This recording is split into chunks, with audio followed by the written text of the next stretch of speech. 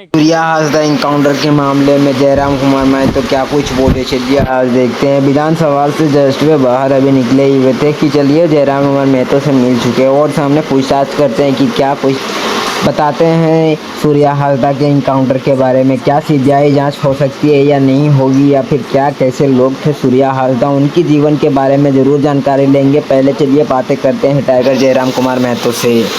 अपराधी होता है, लेकिन किन परिस्थितियों में उन पे एफआईआर हुआ था पत्रकार महोदय, ये जानने का विषय है।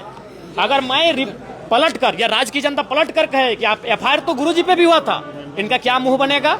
एफआईआर तो विनोद बिहारी महतो पे हुआ था, एफआईआर तमाम बड़े नेताओं, चूंकि बहुत भीड़ था उस समय, मेंटली हम बहुत डिस्टर्ब थे। टिकट बंटवारे लोगों ने बताया कि एक अच्छे नेता है। नहीं, अगर आम जनमानस के दृष्टिकोण से देखा जाए तो बिल्कुल अच्छे हैं।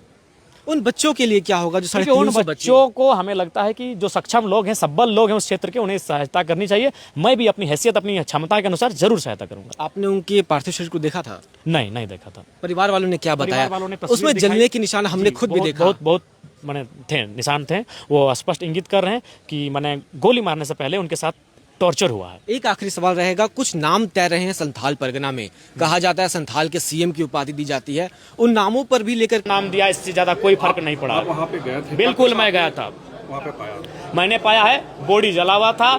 ऐसे जलता है पत्रकार महोदय जैसे आपके बदन में कोई गर्म पानी, गर्म तेल, गर्म भोजन गिरा दे और बॉडी जल जाता है। बॉडी जला था, गोली पीठ पे लगी थी, माफ कीजिएगा गोली पेट पे लगी थी। अगर भागते तो गोली पीठ पे लगती, पेट पे नहीं लगती। दूसरी बात, उनके साथी आए थे तो काहे नहीं साथी को पकड़ पाए?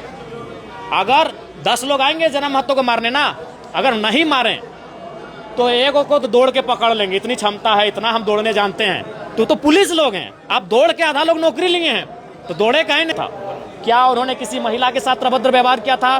क्या उन्होंने किसी किसान के साथ उनकी फसलों को छीनने का काम किया था? या फिर उसने किसी आम व्यक्ति को परेशान किया था? उनका 95% केस, मैंने अध्ययन किया है, तभी मैं आज मुखरता के साथ विधायक होकर के बयान दे रहा हूं। उनका 95% केस कंपनियों के खिलाफ था। और मैं आज ही मानता हूं east India company, British east India company और आज की कंपनी में केवल इतना फर्क हुआ है कि उनको लूट का नाम देते थे, इनको हमने विकास कर। सूर्या हासदा के बारे में जयराम कुमार महतो बहुत ही महत्वपूर्ण बातें बताते हुए साथ में उन्होंने बहुत सारे ऐसी झारखंड की ऐतिहासिक कार्यों के बारे में बताया जो कि सूर्या हासदा ने किया है, और सूर्या हासदा का योगदान उनके अपने गांव और झारखंड के लिए बहुत ही बड़ा योगदान था। उसके बारे में सभी कुछ बताया। साथ में यह बताना चाहता हूं कि ये सीबीआई जांच जरूर होगा सूर्या हासदा इनकाउंटर के मामले में, और भी जानकारी मिलने पर आपको बताया जाए। जिन्होंने झारखंड आंदोलन की अलग जगाई थी, एफआईआर आज के दौर में आवाज दबाने की एक तरीका है।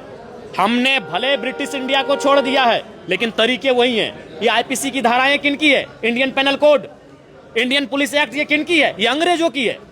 हमने देश को अंग्रेजों से केवल आजाद कराया है, अंग्रेजों की व्यवस्था से आजाद नहीं कराया है। तो जब जब किसान बोला है, जब जब आंदोलन हुआ है, अंग्रेजों ने आंदोलन को दबाया था, तो उसी के परिणाम स्वरूप आज भी वो धाराएं चल रही हैं। तो अगर सूर्या हासदा पे 24 नहीं 24,000 केस रहे, केस का कारण क्या?